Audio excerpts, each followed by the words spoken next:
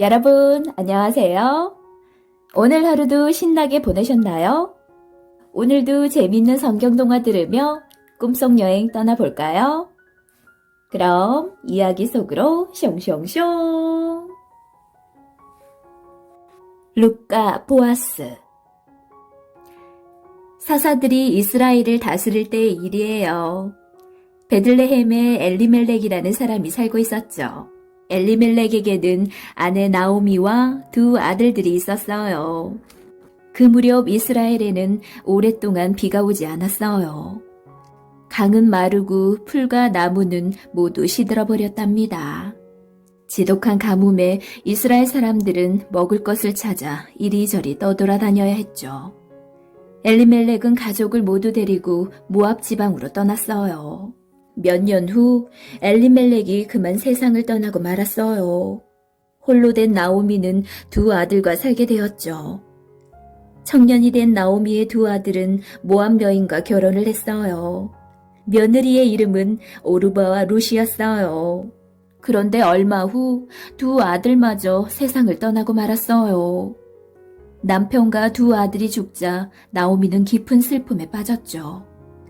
나오미의 곁에는 두 며느리만 남게 되었어요. 어느 날 나오미는 고향 베들레헴의 소식을 듣게 되었어요. 베들레헴에 풍년이 들어 먹을 것이 많아졌다는 거예요. 나오미는 고향으로 돌아가고 싶어 두 며느리에게 말했어요. 얘들아, 그동안 고생이 많았다. 이제 난 고향으로 돌아가려 한다. 너희도 집으로 돌아가렴. 가서 행복하게 살아라. 오르바와 룻은 큰 소리로 울면서 말했어요. 아니에요, 어머니. 저희도 어머니를 따르겠어요.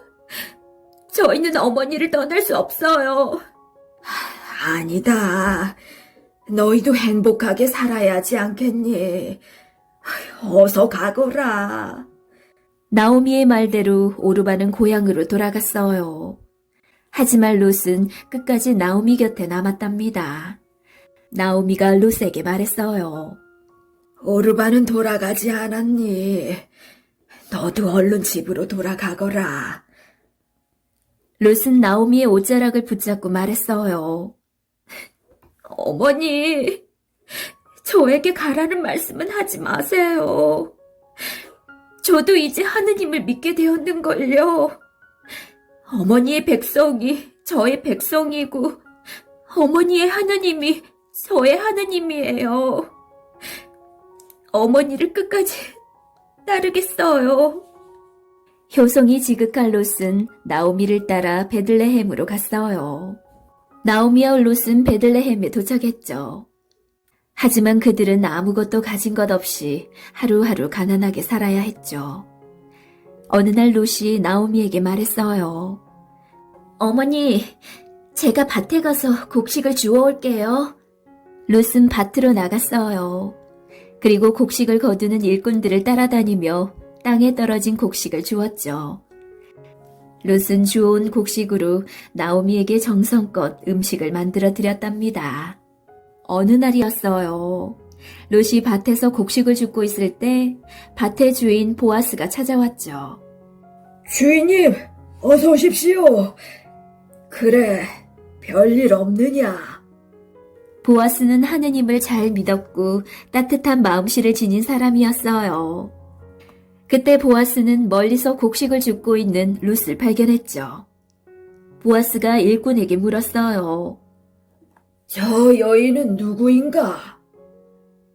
네, 모압에서 온 룻이라고 합니다. 무슨 이유로 떨어진 곡식을 저리 줍고 있단 말이냐? 시어머니 나오미를 모시고 사는데 먹을 것이 없어서 저렇게 줍는다고 합니다. 참으로 효성이 지극한 여인이구나. 앞으로 더 많이 주울 수 있도록 곡식을 많이 남겨두어라.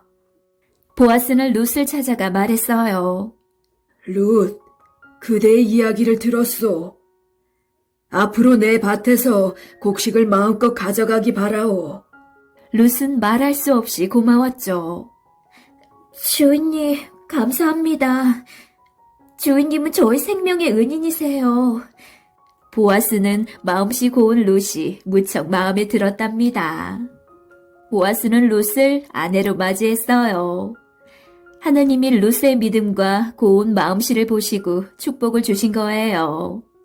얼마 후 룻은 아들을 낳고 이름을 오벳이라 지었어요. 오벳은 바로 이스라엘의 위대한 다윗 왕의 할아버지가 되었어요. 그리고 이 다윗 왕의 후손으로 예수님이 세상에 오셨답니다. 룻기는 사사들이 다스리던 때 사사기 시대에 있었던 일을 다룬 책이죠. 베들레헴에 살던 엘리멜렉이라는 사람은 심한 가뭄에 가족들을 데리고 모압으로 이사를 했죠. 어느 날 요르단에 가면 특별히 유적에 남아있지는 않지만 나오미가 모압 땅에 이사를 온 뒤 농사를 지었다는 들판이 있어요. 엘리멜렉에게는 말룡과 기련이라는 두 아들이 있었어요. 둘은 모두 모압에서 만난 여인과 결혼을 했죠. 하지만 그때부터 비극이 시작되었어요. 어느 날 갑자기 엘리멜렉이 죽었고 두 아들도 모두 세상을 떠나고 만 것이죠. 그리고 엘리멜렉의 부인 나오미와 두 며느리인 오르바와 룻만 남게 되었죠. 나오미라는 이름은 기쁨이라는 의미예요. 그렇기 때문에 나오미의 슬픔이라는 말 자체가 역설적이죠. 하지만 이름과는 반대로 나오미에게는 상상할 수 없는 슬픔이 찾아왔어요. 남편과 두 아들들을 모두 잃었으니 말이죠. 왜 나오미에게 이런 슬픔이 갑자기 몰려왔을까요? 본래 엘리멜렉과 나오미가 살던 곳은 하느님이 이스라엘 백성들에게 약속하신 가나안 땅이었어요. 그러므로 이스라엘 백성들은 어떠한 어려움이 찾아와도 하나님의 약속을 믿고 절대로 그 땅을 떠나서는 안 되었죠.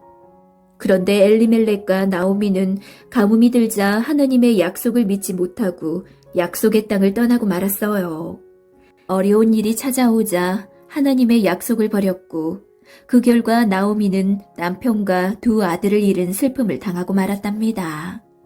하지만 하나님은 나오미를 슬픔 가운데 두지 않으셨어요. 가뭄이 그쳤다는 고향 소식이 들려왔고 모든 것을 잃은 나오미는 슬픔을 뒤로하고 고향인 베들레헴으로 돌아가려 했죠. 그때 한 며느리인 오르바는 모압에 남았지만 또 다른 며느리인 룻은 시어머니 나오미를 따라 베들레헴으로 갔어요. 그리고 룻은 베들레헴에서 떨어진 곡식을 주우며 나오미를 정성스레 섬겼어요. 하느님은 이방 여인인 며느리 룻을 통해 나오미의 슬픔을 기쁨으로 바꾸셨답니다. 시어머니 나오미를 따라 베들레헴으로 온 룻은 밭에 나가서 떨어진 곡식을 주우며 나오미를 잘 모셨어요. 그리고 보아스라는 사람을 만나게 되었죠. 남편을 잃은 룻은 기업 물을 사람을 기다렸어요. 기업을 물은다는 것은 히브리 원어로 고엘인데 만약 남편이 죽고 홀로 남은 여인이 있다면 남편의 친척 중에서 가장 가까운 친척이 그 남은 여인을 아내로 맞이하는 법이 있어요. 그래서 나오미의 죽은 남편 엘리멜렉과 친척 관계였던 보아스가 룻을 아내로 맞이하게 된 것이죠. 하지만 보아스가 단지 기업을 무르기 위해 룻과 혼인한 것은 아니었어요. 보아스도 룻의 고마운 마음씨와 믿음을 보고 진심으로 사랑하게 되었죠. 하나님은 보아스를 통해 나오미와 룻을 위로해 주셨어요. 룻은 더 이상 먹을 것을 구하기 위해 땅에 떨어진 곡식을 줍지 않아도 되었고 보아스의 아들도 낳게 되었답니다. 하나님은 이방 여인인 룻을 통해서 하나님의 언약을 거부하고 약속의 땅을 떠나 징벌을 받게 된 나오미의 가정을 회복시켜 주셨어요. 하나님은 왜 룻을 이렇게 특별하게 여겨셨을까요? 그것은 룻은 비록 이방 여인이었지만 하나님을 향한 진정한 믿음이 있었기 때문이죠. 남편과 두 아들을 잃고 고향 베들레헴으로 돌아가자고 한 나오미는 모압 출신의 두 며느리를 돌려보내려고 했어요. 그때 며느리인 오르바는 집으로 돌아갔지만 룻은 그러지 않았죠. 그 이유가 시어머니에 대한 효심 때문만은 아니었어요. 룻은 나오미에게 이렇게 대답했어요. 어머니의 백성이 나의 백성이 되고 어머니의 하나님이 나의 하나님이 되시리니. 룻은 하느님을 믿는 가정의 시집을 와 하느님을 믿게 되었어요. 참 믿음이 그 마음속에 자라게 된 것이죠. 하느님은 룻의 그 믿음을 보셨어요. 그리고 룻을 통해 나오미의 가정을 회복시켜 주셨죠. 룻은 베들레헴에서 보아스를 만났고 오벳이라는 아들을 낳게 되었어요. 오벳은 후에 아들 이새를 낳았고 이새는 다윗을 낳았어요. 이스라엘의 위대한 왕이었으며 예수님의 조상인 바로 그 다윗 말이죠. 즉 룻의 다윗의 증조 할머니가 되어 예수님의 족보에 당당히 이름을 올리게 되었어요. 이방 여인인 룻은 예수님과 한 가족이 된 것이에요. 하느님은 이스라엘 사람들만을 구원하지 않으셨어요. 복음을 믿는 모든 사람은 이방이라 할지라도 구원하시고 백성으로 삼아주셨죠. 하느님은 이미 오래전에 이 사실을 아브라함에게 약속하셨어요. 그리고 그 약속을 예수님을 통해 분명하게 이루어졌죠. 우리도 이 약속으로 인해 하느님의 자녀가 된 것이에요. 아브라함에게 하신 구원의 약속이 예수님을 통해 성취되었기 때문이죠. 룻기를 통해 우리는 하느님께서 복음을 믿는 모든 사람들을 하느님의 자녀로 삼아주신다는 사실을 확인할 수 있답니다.